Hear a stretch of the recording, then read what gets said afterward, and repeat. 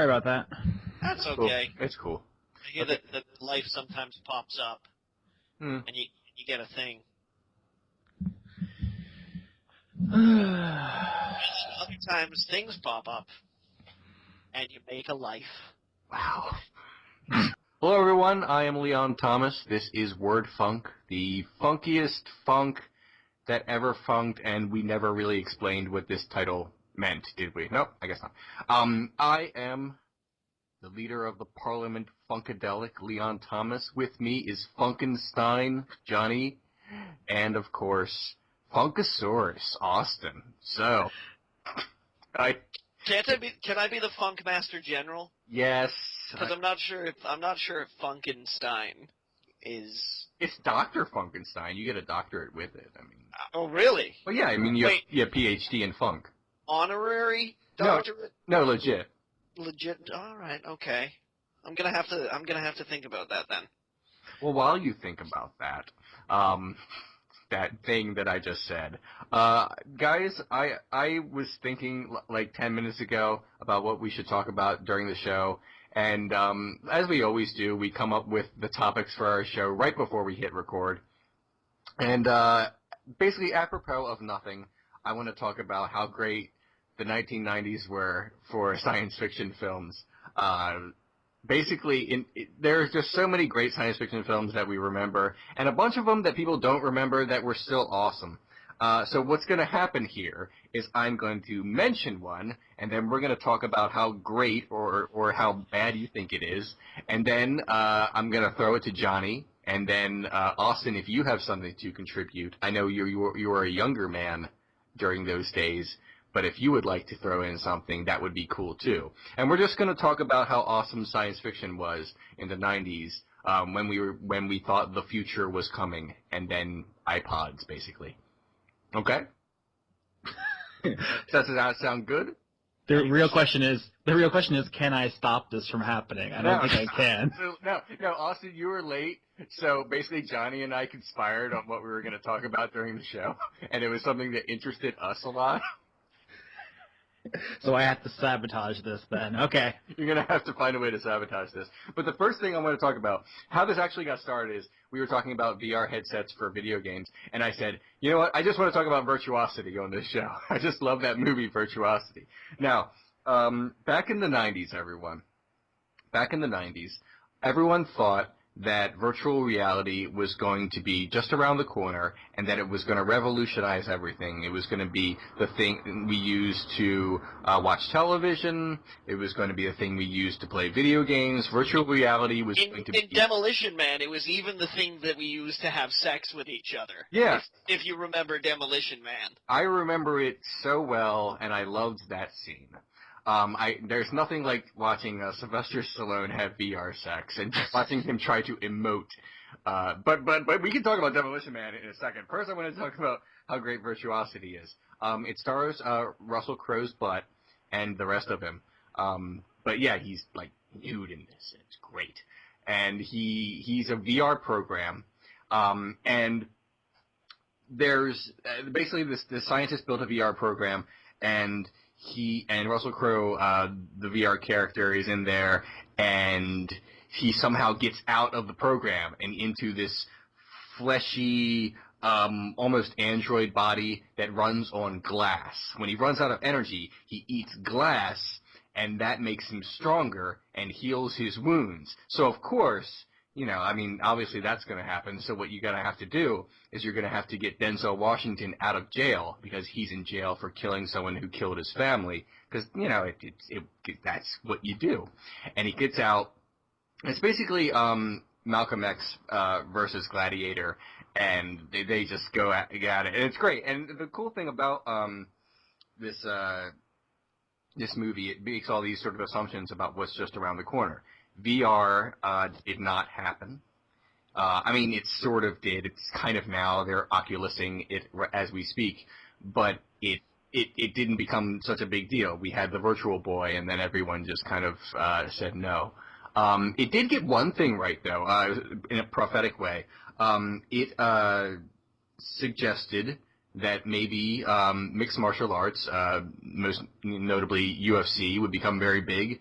And it totally did. At the time, it was just this sort of underground thing that was slowly getting a pay-per-view reputation, but was still not a big deal. Now it is a huge deal. So it's one of those movies that saw something in the future. It also seems super dated in one way, because in the opening scene, Denzel Washington is in this simulation program, and he has to find out where the bad guy is in the simulation.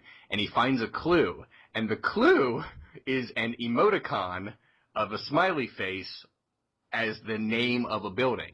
It's like he sees a restaurant, and the only it's described as a colon and a parentheses. So he says, and he looks at it, and he says, and he goes in there. And this was just when the internet was becoming a thing. So when he gets out, someone says, "How did you know he was in there? How did you know to go into that building and stop him?" And Denzel Washington says, "Well, you may not realize this, but back in the 90s, people used things called emoticons." And if you watch it now, it's hysterical. But it's, oh God, I love this movie so much. It's, oh God, it's just so cool. It's basically just a lot of 90s action rolled up into a good science fiction premise. And, another thing. Oh God, it totally had it prophesized the fact that we were all going to love insane, stupid stuff on YouTube. We were going to talk about something like that later, but the movie guesses that the internet is going to be mostly used to watch horrible things happen to people. And that's what happens. Russell Crowe's bad guy character takes hold of the internet, and he basically kind of tortures people on the internet. And he's like, the ratings are going up. See, this is what people want. And it's just a fantastic film. Johnny Austin, I don't know if you've ever seen this one. I'd love to hear what you have to say about the 90s sci-fi masterpiece, Virtuosity, that no one remembers. I haven't. I've seen Virtuosity. I have seen Virtuosity, but I haven't seen it in many, many, many, many years. As you're describing it, I'm like, oh yeah, oh yeah, oh yeah. You know, basically any movie where like 20% of the dialogue that any character speaks has the word cyber in it, I'm all over that. Yeah, it's funny because when I saw it as a youngster in the 90s, I rented it from Blockbuster, which really dates me, and then I rented it like again and again. I also saw it like 4 or 5 times because I just loved that movie, and I did rewatch it recently, like a couple of years ago. It just popped into my head. It's like, hey, I remember there was a movie that no one talks about, and it's still cool. Russell Crowe walks down the street to the tune of the Bee Gees, and he's like so happy that he's in the human world, and he high fives someone and wears a cool suit, and he's like, I like this. I like that I can touch you, and it's just really cool. Austin, I have no idea if you've ever seen this one. I have not seen this movie, but I looked it up while you were talking because I wanted to see if it jogged anything. Okay. And apparently, it was a critical failure and lost $6 million. I don't care. I like it. I think if people go back and watch it now, it will have some sort of cult following. It was one of those movies. I remember even when I saw it at the time, not long after it came out. I think I too rented it, although not necessarily from a Blockbuster. But when I saw it, I remember thinking to myself at a young age, you know, do the characters in this movie not have they never seen any bad future sci-fi movies or anything like that? Because that was a big thing. That was a big thing in the 1990s for me, was that there were a bunch of scientists doing experiments where if you've ever watched any movie, you'd know that it was a bad idea. You know, some guy is yeah, I'm gonna program this computer program here with the personalities of some 100 serial killers. And that's not going to go wrong at all, you know, considering the computers rule absolutely everything that our lives connect into these days, right? I was always amazed that there was never one guy who was like, Ted, don't you remember that movie? This is a bad idea. I could only assume that in a 90s sci-fi future movie that in that universe, the 90s just didn't happen the way we remembered them. So if someone said, like, don't do that, remember what happened in Terminator? And they said, yes, it was just a lot of fun and nothing bad happened to anyone. Because in our universe, Terminator was a different movie. Yeah, but Last Action Hero demonstrably proved that the 90s did happen, just each movie with different actors than originally starred in the movie. Is it like every zombie movie where in that universe they don't know what zombies are, so they have to rediscover all the rules? Or vampire movies where they're like, yeah, we found no blood at the scene, but her body was mysteriously drained of all blood, and she had these 2 really distinct puncture marks on her neck, and, man, what could have done this? Oh. Well, Johnny, I'd like to kick it to you now. If you have a 90s 90s sci-fi movie, either the slow contemplative science fiction or the super actiony science fiction, whatever you would like, I'd like to hear it. Well, I think, like you, I do think that the 90s were a golden age for science fiction. Both, like, actual, legitimate, good science fiction movies like 12 Monkeys, and science fiction movies that could only have existed in the 1990s. And I think the one that I want to talk about, which is like Virtuosity, I think is a movie that a lot of people forget existed, was called Free Jack. Sounds like you just made that up. No, I'm dead serious. It was a movie called Free Jack. It starred Emilio Estevez, Anthony Hopkins, Rene Russo, and, believe it or not, Mick Jagger. And what Free Jack was a movie about. Emilio Estevez plays a race driver, a race car driver. I can't remember. I think it's Formula One. I think he plays a Formula One race car driver who, at the very beginning of the movie, you know, like he's with Rene Russo and they're like, I love you, baby. I love you, baby. Oh, things are going to be great forever. You bet they are. Just let me get in this car and drive this really dangerous race. And, like, lo and behold, big surprise, Emilio Estevez gets into a car accident. And it's like a super spectacular 90s car accident where, like, cars go flying everywhere and there's explosions and shit. And he's just about to hit this overhead ramp, right? Or, like, a walkway overhead when suddenly he, like, has a special effects attack. And he wakes up deep in the future. So what they've done is they've pulled him through time just when he's about to die. So everybody's like, oh no, what happened to Emilio Estevez? He was driving this super fast car, but he's dead and we can't find a body now. Oh, I guess we'll never know. But he actually gets pulled into the future, which is ruled by Anthony Hopkins. Naturally. Naturally, of course, you know. And like, he gets to the future, and Anthony Hopkins' right-hand man, Tough Guy, is played by Mick Jagger, which is, like, the coolest thing about this movie. Mick Jagger playing a tough guy. Because it's like, you could see that a stiff breeze almost knocks him out of the frame a couple of times during filming. But he's like, you know, talking in his hard English accent and giving him the eye and being like, I'm Mick Jagger. And people are like, that's Mick Jagger. Why is he pretending he's tough? But, like, yeah, and everybody treats him really nice, and they're pretending like, yeah, we're going to set you up with a future identity. And it turns out that, like, Rene Russo is still alive, you know. And she doesn't really look that different, which was kind of weird. Even as a kid, I was like, man, that's bullshit. But, like, it turns out during the course of the movie that the only reason why Anthony Hopkins has brought Emilio Estevez through time is because he wants to steal his body.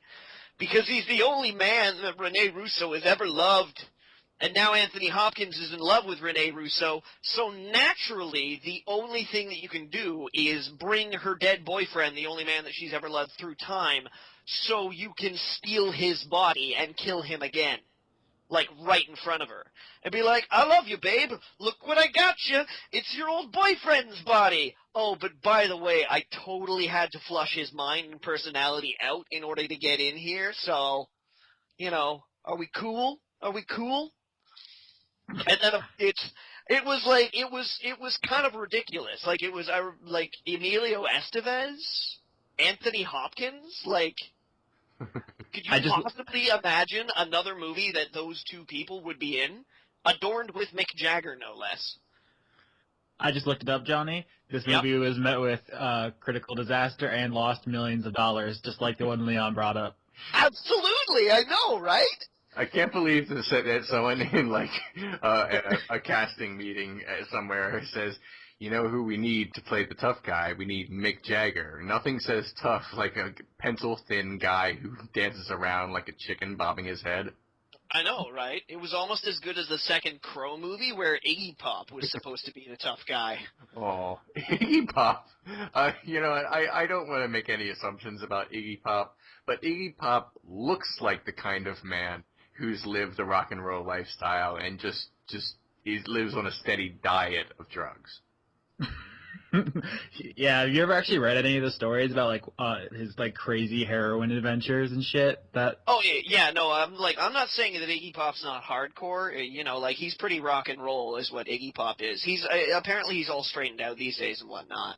He is. He's totally fucking hardcore. He's totally fucking rock and roll. But when you're auditioning for like a strongman in your crime syndicate, and Iggy Pop walks through the door. And you're like, yes, this is exactly what we're looking for. Iggy Pop is actually a huge Trekkie. He really wanted to be involved in Star Trek, so he got a role as a minor villain in one episode of Star Trek Deep Space Nine. That's the most I know about Iggy Pop, and the fact that he plays the songs. Leon's like playing 6 Degrees of Star Trek with every single conversation we ever have. Absolutely. So yeah, Free Jack. That was an interesting one. Awesome.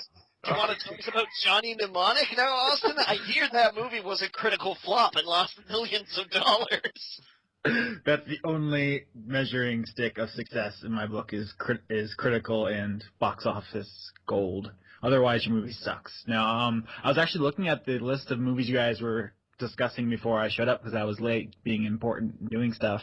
And I actually love a lot of these movies. 12 Monkeys, Total Recall, obviously, Gattaca, Time Cop to a lesser extent, Fifth Element, obviously. All those are great.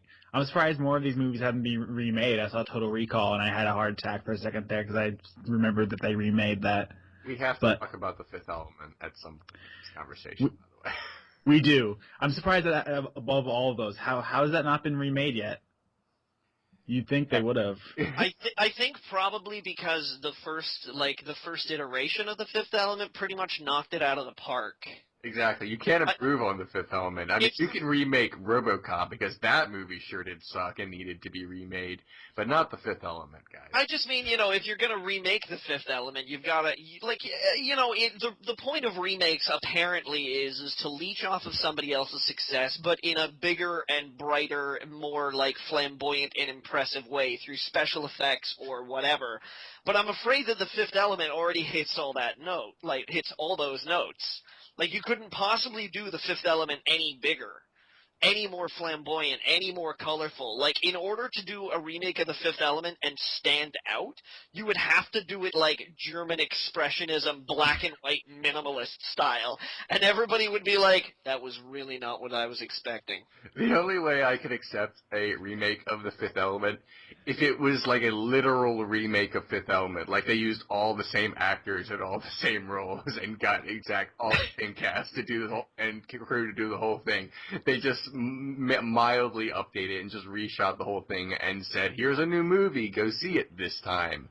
And, It's been 20 years, but I think Mila Jovovich could convincingly play the same character. Yeah. She looks pretty much identical. I wouldn't mind seeing her in that outfit again. I was expecting us to go there, just not quite so quickly. all right. But no, in all seriousness, The Fifth Element, I read something about it once. The writer of The Fifth Element said, I came up with this idea when I was a kid, and it shows. Because this movie looks like it was just the idea of a kid. It's like I can imagine someone in a playground saying, okay, so, like, you need these blocks, and one is Earth and one is fire. It's not about Captain Planet, guys. I didn't get the idea from Captain Planet, okay? So there's these blocks, and they're about all the 4 elements. But there's a 5th element. Oh, no one's ever thought of that. But it's a girl with red hair. And, yeah, and basically they just fly around in space taxis, and all the plans that Zurg... What is the deal with Zorg? His master plan, he communicates with a giant ball of evil in space, and he's like, okay, ball of evil in space, give me stuff, give me power, and ball of evil in space is like, you got it. And that's his plan. But big ball of evil in space is going to kill him too, and everything else in the galaxy. So why is he even doing this? It's going to eradicate him as well, and his business. It's not even like a plan with a little hole in it, like, you know, big business plans sometimes, you know, have little holes in it where, you know, it might fall through and might not benefit you, even if you try really hard on it. But no, this one is just massively against his best interests. Okay, Leon. Yeah. Let's say for a second here, okay, that you become so disillusioned with life and bureaucracy and everything that when confronted with an ultimate evil, I mean, I don't know the origin story of how, you know, he discovers Big Ball of Evil in space, but when confronted with Big Ball of Evil in space, the only thing that you can think of is, oh my god, we're all doomed. Do you, A, attempt to muster up as much energy as you have left, as a fatigued and cynical businessman, politician, whatever, to try and fight Big Ball of Evil? Or do you do your best to try and move your name to the very bottom of that list of things that Big Ball of Evil is going to kill? Well, you know, if I'm in that universe and I'm sitting there in my big chair and I think we have so much super fancy sci-fi stuff to fight the Big Ball of Evil, I think I'm gonna... And he, like, works in weapons. He talks to those giant dog monster aliens in the beginning, and he's like, check out these new weapons I just got. These totally cool new weapons. You deal in weapons. You must be able to come up with something to fight the giant skull of fire in space. Oh my god, how childish is the enemy in The Fifth Element? It's like the Nothing in the Neverending Story, except that has a kind of mystique about it. But anyway, but no, I would be like, well, it's in my best interest to try to fight this thing. So I guess I should try to fight this thing. I mean, this universe does have Bruce Willis, and he is like the best action star. So why don't I just find Bruce Willis and President Debo to fight him? The guy who plays the president in The Fifth Element is the guy who played Debo in Friday. I could not get over that when I saw him. But anyway. Now I have the theme song to the Neverending Story stuck in my head. Oh. Turn around, look at what you see.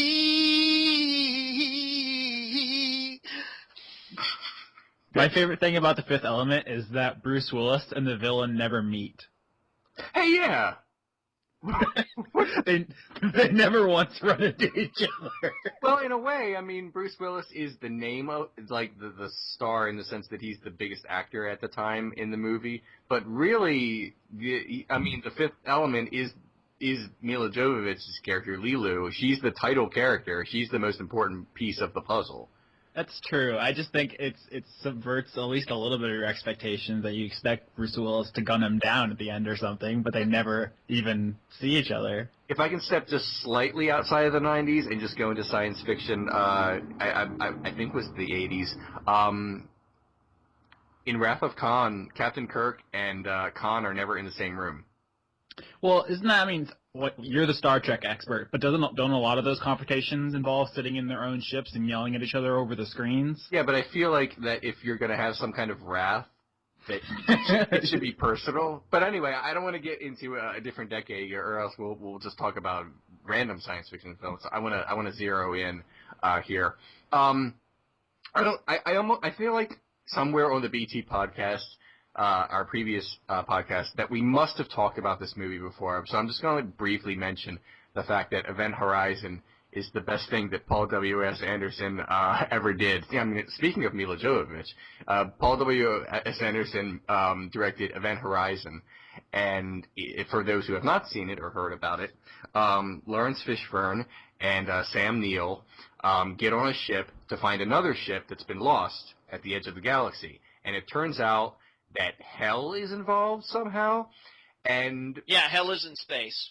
yeah, it kind of mixes sort of like horrible, really frightening biblical imagery with science fiction. It's actually really good. A lot of people. I mean, I know Austin's going to look it up right now and say that it has a low rating on Rotten Tomatoes and that it didn't make as much money as they had hoped.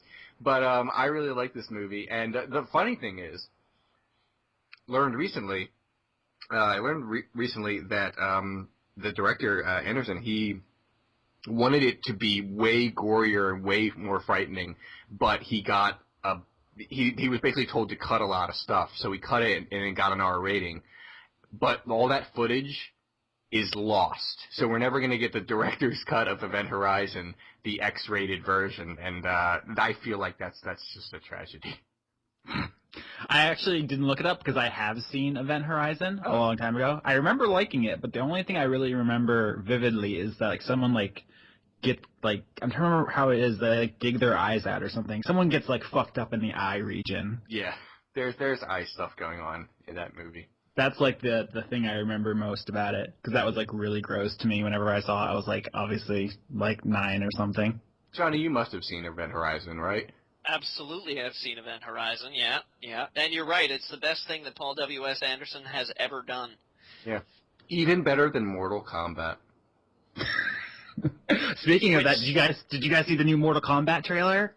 If not, and we're not going to talk about that.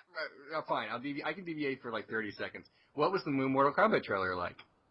It's pretty sweet. It probably isn't going to be anything like the actual gameplay, but if it was, that'd be awesome. It looks like amazing. Neat.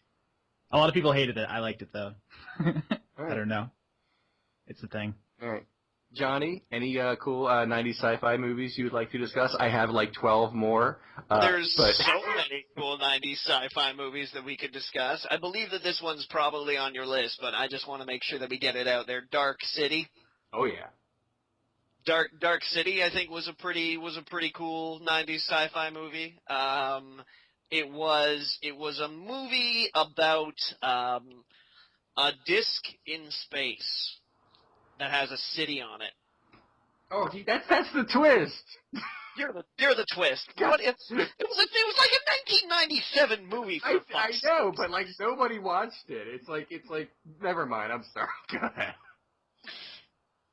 Wait. Oh no, you're giving up the secrets to the movie that was made nearly 20 years ago. Do you guys know who wrote Dark City? Who wrote Dark City, Austin? David S. Goyer. Really? Seriously? Yep. Well, he's one of the 3 credited writers, yes. Doesn't count. All the good ideas came from the other guys, I'm sure. I'm minimizing your contributions. I'm marginalizing you, David S. Goyer. Take that. You probably just came up with the idea of hiring Jennifer Connelly, who is not a great actress, and someone else could have done a better job in that role. Damn it, now I have songs from Labyrinth stuck in my head. Dance. Magic Dance. Yeah. Apparently, the director, Alex Proyas, I hope I'm saying that right, was the main writer of this and came up with the initial story. So I'm going to credit almost all of the story stuff to that person because it makes me feel better about myself and about the universe as well. Do you like to just imagine that in the writers' meeting, Goyer was in the corner just like suggesting really sexist stuff that they all shot down, and then they got into the final product? I don't even want to think about that. I just want to imagine that David S. Goyer is just sitting in the corner, like flinging shit against the wall, masturbating and stuff, just completely not contributing at all. Just every once in a while, he'll just bark out an order like, space is dark. Why do you think it's dark? Massage, I think that's how he talks. And then he's just like, and then Superman levels a city block. Oh, David S. Goyer, even when you do something right, we don't like you. And that's probably why he and Zack Snyder get along so well. Oh. God. No, but seriously, Johnny, yeah, we should probably talk about Dark City here for a second. It is great. The star of it, I hope I'm saying his name right, Rufus Sewell. He is actually a really good actor. When I saw this movie, I'm He's like, a great actor. and yet I see him in almost nothing. I've seen so few of his films, and when I look at his filmography right here, I'm like, he's been in a lot of stuff, but he's not been in a lot of big movies, like leading roles in movies. This was his big leading role in a movie. He was in he was in the 1996 adaptation of Hamlet, but he was Fortinbras. So yeah, he runs in at the end of the movie and goes, "What the fuck happened here?" He was in God. I'm serious. I'm looking at his filmography right now. He does a lot of television on the other side of the Atlantic, and he was in Abraham Lincoln Vampire Hunter, but not the title character. He's just in a lot of roles that are nice for him and everything, but he's not a big actor. And considering he's frankly a really good actor and a good-looking guy, you would think that more people would just know about this guy. But I remember him as the guy from Dark City. He was really good. Oh God, holy crap! Kiefer Sutherland is in this, and he is just the most incredible ham in this film. He talks like this all the time, and then they put things into your brain, and it is bad. And he's got a phenomenal limp as well. He's just amazing in this movie. To me, this is Kiefer Sutherland's best role. It's not in 24 or anything like that. No, my favorite Kiefer Sutherland role was when he played the big bad wolf in the Red Riding Hood remake. Pretend. Did neither of you guys see that? No? I want to say no. No, he was in a movie, I think it was called Hood, maybe. No, Freeway. It was called Freeway. Yeah, and it was Kiefer Sutherland and Reese Witherspoon where she's like hitchhiking to her. Oh, I've seen that. Yeah, and he plays this guy who like picks her up, and then he gets. It was hilarious. It was pretty fucking hilarious. I'll just say one more thing about Dark City. I've clearly hijacked this from Johnny. He brought it up, and I'm saying way more about it. So I'm sorry about that, Johnny. This is one of my favorite movies of all time. Richard O'Brien plays Mr. Hand. Mr. Hand is like one of the main bad guys. The most he gets the most screen time as a bad guy anyway. For those who don't know who Richard O'Brien is, he's Riff Raff from the Rocky Horror Picture Show. He doesn't have a lot. He does a lot of work.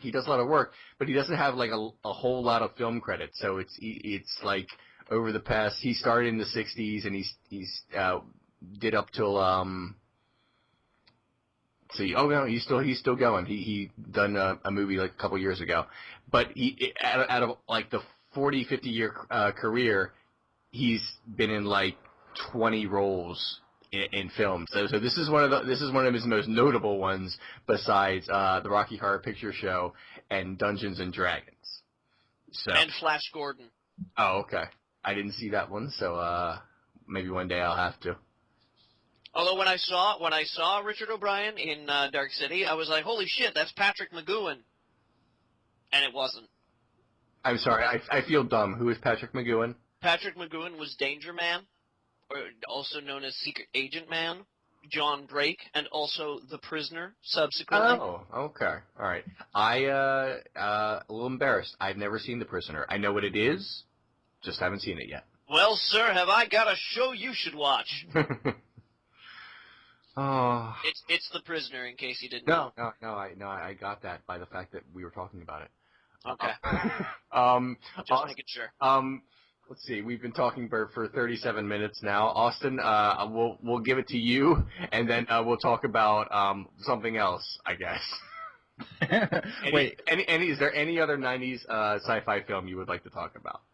that I'd like to talk about? I don't know how much I have to add on anything. I'm just looking at this list again. Have you guys, obviously you both seen 12 Monkeys, right? Oh yeah, that too is one of my favorite movies of all time. Please, I'm like the Terry Gilliam scholar over here. Well, I'm not really, but I've got a book, so. What I was going to say is, have you seen the movie that it's based on? Yes, I did, because I did a Renegade Cut about that, comparing the two. Oh, and I haven't saw seen that. Leon's Renegade Cut about the movie that it was based on. Damn, now I look like an idiot. When'd you do that? That was one of the earlier episodes. I could look it up now, but and I will, because you've given me an excuse to promote my show without even realizing it. So that's pretty cool. Give me 1 second. I'm gonna do the thing. God damn it! Austin? My page looks weird now because you. Never mind. I'm not even gonna get into Blip right now. Austin, change tack. Talk about Six String Samurai. I don't know what that is. It only like awesome is what it is. Well, then you talk about it. It was a movie about Buddy Holly getting into samurai fights. Wait, why don't I know about this? This sounds great. It's fucking amazing. It was like a 1998 martial arts movie that takes place in a like post-nuclear apocalypse America, where like the last free state is Las Vegas. Sound familiar? I know, weird, right? But it like literally it's about this guy who is obviously Buddy Holly. Everybody just calls him Buddy, who is like fighting across the deserts of America to get to Vegas because Elvis has died. And he was the king of Las Vegas. So they're all like, who's going to be the new king of America? So, like, Buddy Holly whips out a sword and just fucking, like, tries to fight his way to Las Vegas. And it's got some of the cheesiest lines I've ever heard in a martial arts movie. It's fantastic. Like, nice suit to die in. Johnny, I feel like you've made all of this up and are just messing with us. I'm dead serious. It's called Six String Samurai. All right. Although my favorite line in the movie is, "If I were you, I'd start running." Huh?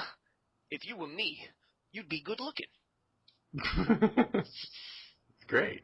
It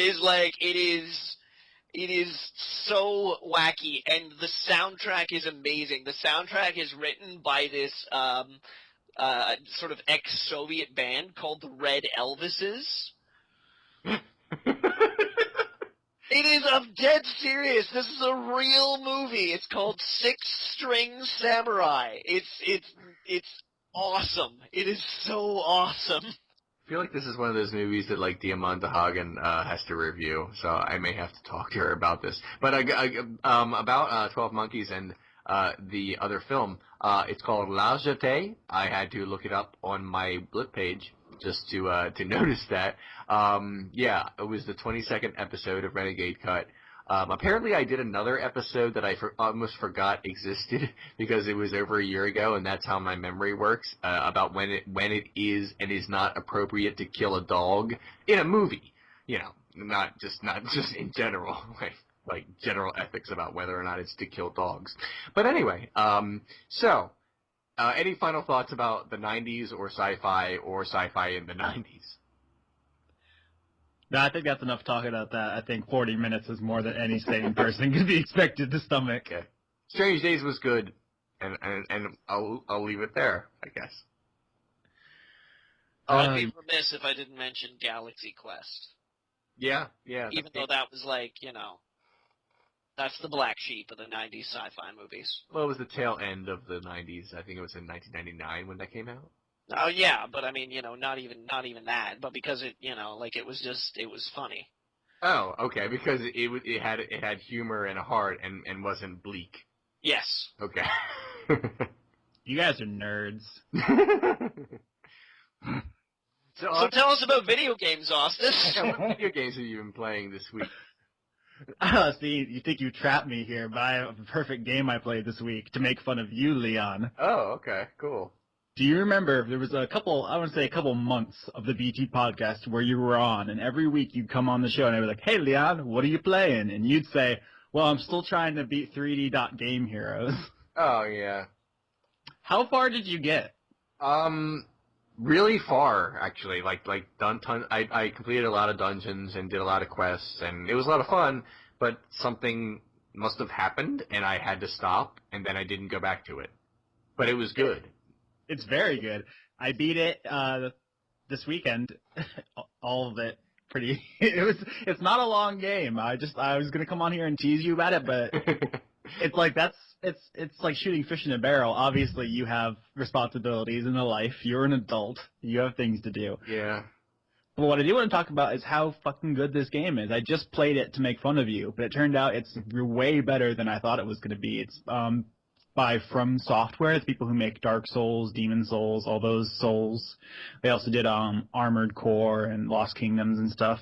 So they're an established, beloved developer, but no one really talks about this Zelda game, basically, that they did. It's, for my money, the best console Zelda since, like, Majora's Mask. It's pretty great. It's a lot of fun. It definitely, how do I put this? It's just a lot of joy, that game. And it's kind of funny that the guys who make the most crushing RPG series ever also made just the smiliest, funniest game that there is. But it shows range. Yeah, it does. And I think it's cool because, like, one of the things that annoys me so much about modern Zeldas is they're, like, 50% filler. They're just wandering around and talking to boring townspeople and tutorials, and the fairy never stops bothering you.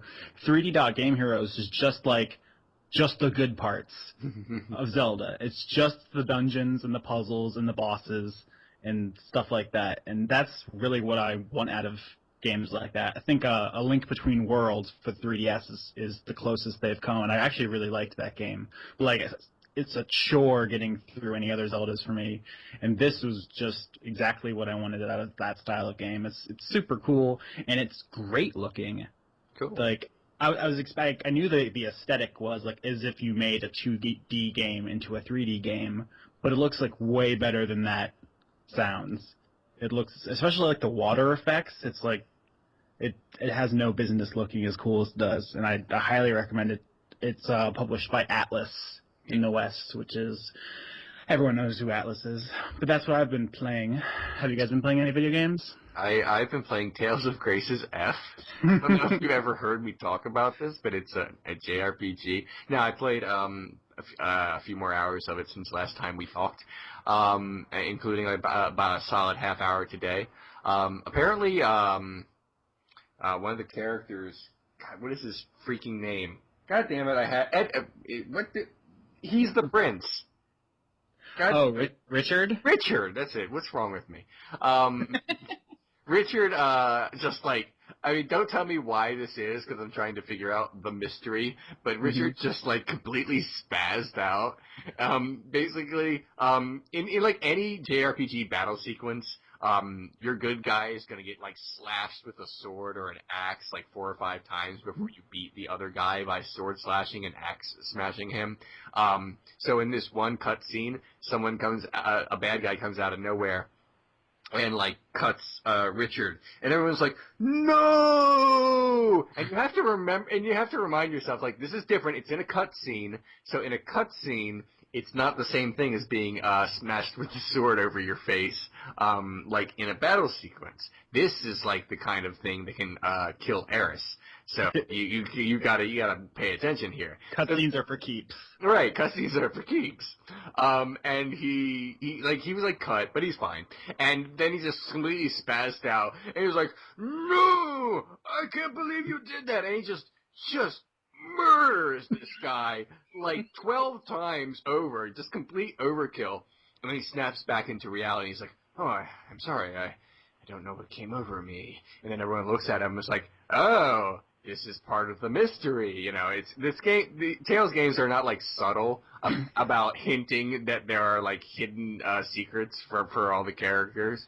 That's always the way. But now, but the funniest part about a sequence like that, where someone just completely loses his shit on someone, and is clearly like possessed by the devil or something, is that in the next scene, everyone's cool with Richard. Everyone's like, oh no, this is like our best friend. Richard, I trust you with my life. Let's all fight together and go down these steps and open the door with the key and do all these JRPG things. And I'm sitting there like, I would like lock this guy up in like handcuffs and like interrogate him about what his deal is. But no, it's like, no, we have to further the plot. So next dungeon, you know, so. That's where I am in the game. So I'll give you weekly updates for the next 6 months or so until I finish this thing. As you inch your way through that 40-hour RPG. Yeah. I love how formulaic Tales games are. Every time I start one, I'm like, okay, you gotta pick out the traitor. There's always a traitor on your team. Every single one. Oh my god, there is. I swear to God, I've played like 8 Tales games. Every single one, there's always like a kid character who's like inexplicably in your team of murderers for no particular reason. There's always like a halfway plot switch. Like the first half of the game is about one thing, and the second half is about an entirely different thing. Right. All Tales games have these, and it's my favorite part is picking out like, oh, it was him, I knew it. Yeah, here's the thing. I really hope Richard's not the traitor, because if he is, they really telegraphed it. They might as well like have a neon sign around him just saying, like, he's got a problem. But I'm hoping it's actually, like, something else, and something else is going to happen. Don't tell me. But I'm looking forward to finding out what happens as going forward. We've been doing this for about 50 minutes. Is there anything else you guys want to say before we go? No. You guys see this week's Game of Thrones? Yeah. Shit. Not yet. Johnny, it's mind-blowing. That's what people say every week. I couldn't believe my eyes. Yeah, I know what you guys are talking about. I've read the books up to a point, so... It's pretty great. I knew it was happening. I was like, oh, here it oh, no, oh my god, it's even worse than I thought. See, I did. Would you guys describe the action as eye-popping? Something like that. It's seeing it on screen is way above, like, anything your imagination can conjure, at least on my end. So I'm probably going to sit down and watch it tonight. Of the three of us, I guess I was the only one who did not know that was about to happen. And after it happened, I just sat there. I was like, shit. I mean, I assume. No, never mind. I know some things that do happen later with some of the characters. So I know a few people who live and die, but I didn't know he was gonna die. When he knocked him down, I was like, oh, okay, this is how Tyrion is saved, because they wouldn't kill off the most popular character on the show and in the books, right? So I was like, oh, they have to figure something else out, because he just exploded. Oh my god, that was just, and really, although I think that's the only death in the show that's actually affected me, because not only did he die, and die gruesomely, he died like in this. He was trying so hard to like avenge something, and in any other movie or television show, this is where he gets revenge for something, and then we fade to black, and he says, "But it's not over," and then we go into the sequel. But no, he's just everything you ever worked for, and everything bad that's ever happened to everyone you loved. This also happens to you. And worse. So that's how I knew it was going to happen, because no one ever gets justice in the series. That's the entire point of the thing, is that life is cruel and you get crushed like a beetle for no reason. Yeah. Fuck you. Yeah. So pretty good. George R.R. Martin is the cousin who crushes beetles. I'm sorry if we ruined that for anyone. I assume you stopped listening as soon as you heard Game of Thrones, if you didn't want to be spoiled. Oh, sorry. Oh yeah, retroactive spoiler alert, guys. It's like, I'm sorry, but by the time this comes out, it'll be almost a week old. So In internet time, that's like ages. And in book time, it's been like a decade. And yet you go after me because I had the goal to ruin the plot to Dark City? Dark City is incredible, and that's the twist. But no, I'm just messing with you. That's not the twist. The twist is more complicated than that. That's an element of the twist. Okay. But watching it when I was young, I wasn't sure what was going on. I was just kind of blown away by, well, pretty much everything in that movie. I just love the aesthetic of it. As someone who, if you've ever watched Heart of Gaming, I have a kind of a love for sort of 30s, 40s, 50s era, sort of noir stuff. So when it starts like that, I'm like, cool, this is so cool. And also there's sci-fi, and oh my god, why is their heads doing those things? Then it was just it just instantly became one of my favorite movies. It's one of the only movies that I would consider one of my favorite movies that I've watched multiple times. Usually when I watch one of my favorite movies, I just leave it alone forever, so it never have to touch it again and never ruin the memory. But I have rewatched Dark City, and it's not to go right back to what we were talking about before, but it is incredible. You have to see it, listeners. You have to see it. I command it. And whatever you do, don't film yourself in a clown mask wielding an axe going on YouTube. Yeah, we were going to talk about that, and then we just really liked talking about Event Horizon. So, nah. It's better for you to sit down and watch Event Horizon and Dark City, honestly. It's more important for you to watch. Really, any of the sci-fi movies we talked about than long clips of horrible people doing horrible things on YouTube. And that's what we learned today. There wasn't a lot of news this week, but are you guys excited for E3 next week? E3, woo! I didn't even realize it was happening. It's happening. Okay. I'm excited for Thursday. I know that CD Projekt Red is doing their online conference thing. I hope to see some in-game footage of The Witcher 3. I think that's going to be interesting. So, I just want to know who's in Smash Brothers. That's all I care about.